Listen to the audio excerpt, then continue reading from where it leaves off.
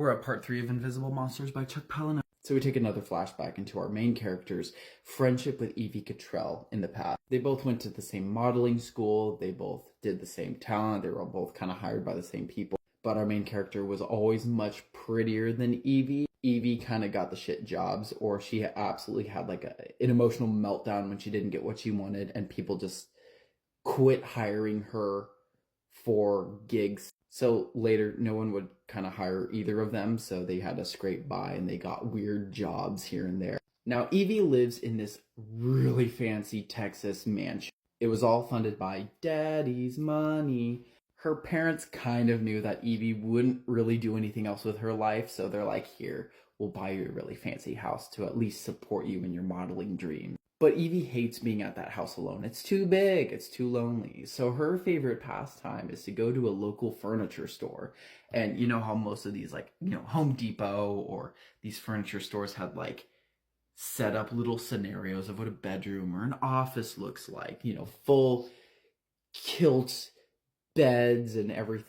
Her and our main character would go there and they would act out their own soap operas with their own little audience of shoppers that would be just looking at them like, what's going on here? So they both would start off like reenacting like a dramatic sleepover between two girls shit talking their entire life. Oh my god, he did not say that, as Evie dramatically walks to the window and flings open the curtains. Our main character would be laying stomach down on the bed, kicking her feet and being like, I know he said that. And then as Evie was staring out the window, she would look back and say, how did your brother die again? Tell me the story. Oh, Evie, I can't. I shan't. It's too painful. No, but you said he was gay, right? Your brother was gay. Yes. Yes, he was.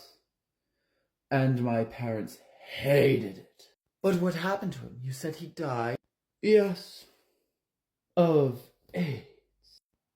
How do you know he's really dead, though? Did you see him in the hospital? Evie, I can't talk like this. Not here. You know this is too sensitive. But I must know, girlie. How did he die? Did you see him die? There was an accident involving a hairspray can. And then the AIDS. Girl, tell me everything. That's just kind of how it went. So back to the trio going across the Canadian-US border. They're actually heading to the South Hill of Spokane, which may or may not be a place that I reside. Chuck Palahniuk knows the local. So their goal there is to do another drug heist. And the whole time, Seth Thomas is like silently being abused by the two women. They spike his food, his drinks with female hormones. And it's been months of this happening. And now he's developing like real sensitive chests and really strong mood swings. And as he's driving, he's like crying while listening to songs, and he's like, do you guys even care about what I'm saying? Like, do you realize that your parents are God? The fuck you talking about, Seth? You realize that the meaning behind this song is really important, and it feels like you guys don't understand what I'm saying or care. Darling, you've been going on about this for hours. What are you talking about? Your parents are God because they created you and they expect you to love them unconditionally. And then as soon as you hit puberty, you become Satan because you don't need them anymore. You know that's crazy, right? Uh-huh. He's on his shit again. I wonder why he's having these emotions. So we take another flashback to our main character. The last Thanksgiving she had with her family before her accident. She was always the second child. Even after Shane passed away, all they could focus on was him. She was never the favorite. They never really gave a shit about her. They never asked her about her life. It was always Shane, Shane, Shane. Even at Thanksgiving, her life was progressing. She was going through new life experiences. She had gigs. She was a model. She was doing stuff. And her parents wouldn't pay her the time of day. All they talked about was Shane. Shane this, Shane that. We miss him. Oh, things would be different.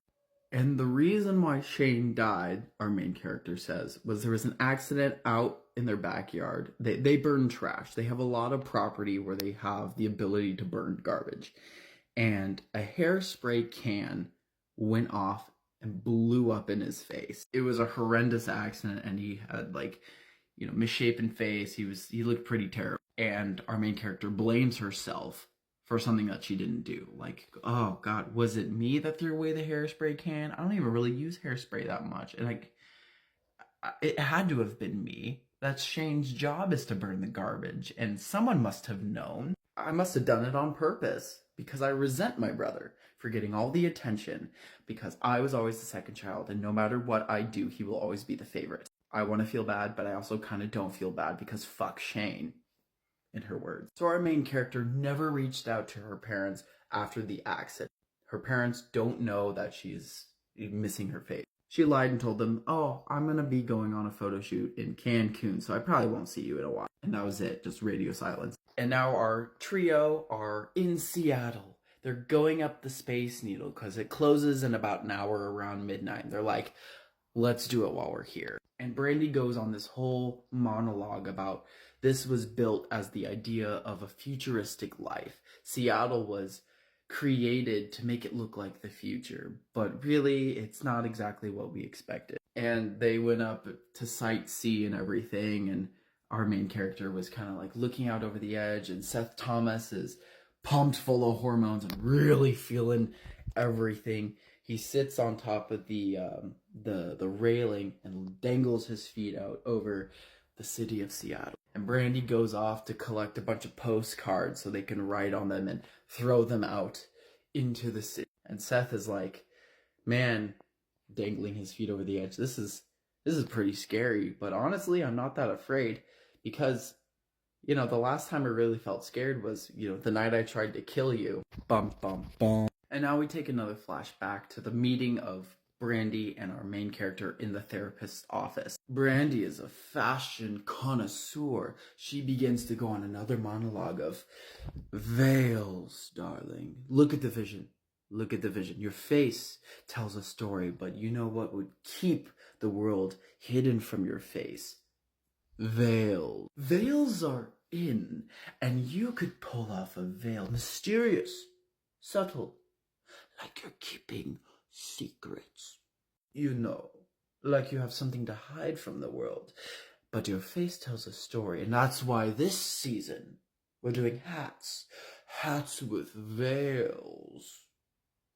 Let me pull out all of my gear and I'll begin, making you a veil as I'm speaking. This whole time, Brandy never asks our main character what her name is. Never asks anything else besides what happened to your face. It's all, let's base your life off of the future. I don't need to know who you were.